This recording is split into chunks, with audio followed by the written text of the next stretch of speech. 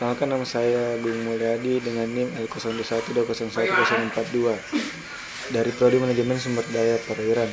Pada kesempatan kali ini saya akan menjelaskan karakterisasi dan uji toksisitas ikan buntal dari perairan Pamengpeuk, Jawa Barat. Pada pembahasan kali ini saya akan membahas mengenai objek uji, subjek uji, proses uji, data dan hasil serta manfaat. Objek uji, ikan buntal. Ikan buntal berasal dari famili Diodontidae dan berasal dari ordo Tetradontiformes. Nama Tetradontiformes berasal dari morfologi ikan ini, yaitu memiliki dua gigi besar pada rahang atas dan bawahnya yang cukup tajam.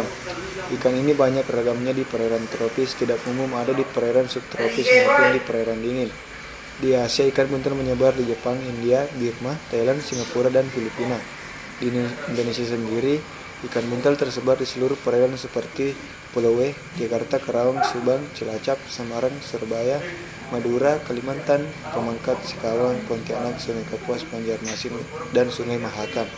Objek uji, yang pertama alkaloid, kedua steroid, ketiga saponin, keempat flavonoid, kelima phenylhydroquinone, keenam molich, ketujuh bemedik, kedelapan biuret, dan terakhir ninhydrin.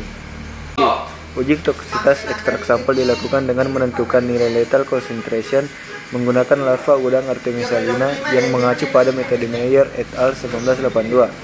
Telur udang ditetaskan dalam gelas piala yang berisi air laut, disinari dengan lampu TL 40 watt dan diaerasi agar kadar oksigen tercukupi sehingga telur udang menetas menjadi larva.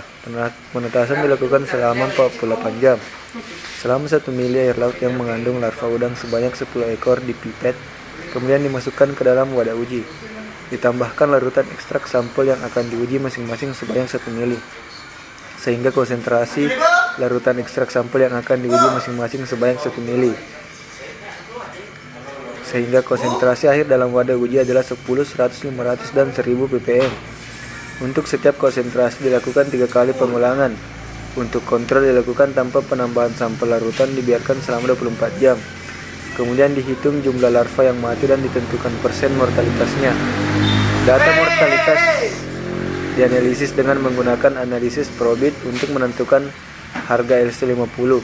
Nilai LC50 ditentukan dengan membuat kurva hubungan antara mortalitas probit dan OG konsentrasi ekstrak sub X. Nilai LC50 merupakan konsentrasi di mana saat menyebabkan kematian 50% yang diperoleh dengan memakai persamaan regresi linear Y sama dengan A tambah BX.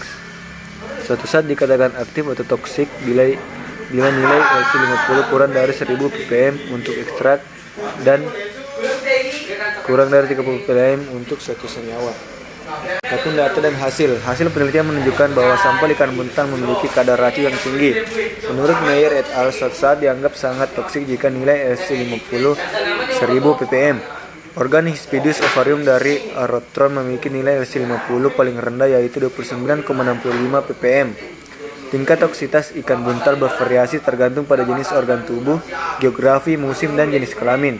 Racun TTX pada ikan betina lebih tinggi daripada jantan karena di ovarium terdeteksi TTX lebih banyak bila dibandingkan dengan testis ikan yang lain. Menurut Noguchinan Arakawa, racun TTX pada ikan buntal terdistribusi di organ hati dan ovarium, diikuti oleh usus dan kulit. Daging dan testis merupakan organ yang tidak toksik atau toksisitasnya lemah, kecuali pada spesies Logocephalus lunaris dan Solenodon patoka. Tingkat toksisitas organ hati umumnya sangat tinggi sepanjang tahun, kecuali pada musim pemijahan di mana racun dari hati akan ditransfer ke organ ovarium.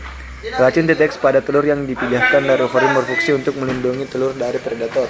Yang telah dilakukan dapat diketahui bahwa di antara dua ikan buntal yang diteliti, nilai toksisitas tertinggi yaitu organ ovarium Arotron Hispidus dengan nilai LC50 yaitu 9,65 ppm.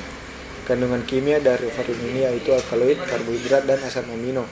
Senyawa racun yang terdapat di dalam ekstrak ovarium ikan buntal ini diperkirakan tetrodotoxin yang merupakan senyawa metabolit sekunder golongan alkaloid. Sekian dari presentasi kali ini, lebih dan kurang mohon dimaafkan. Wabillahi taufiq wal hidayah. Assalamualaikum warahmatullahi wabarakatuh.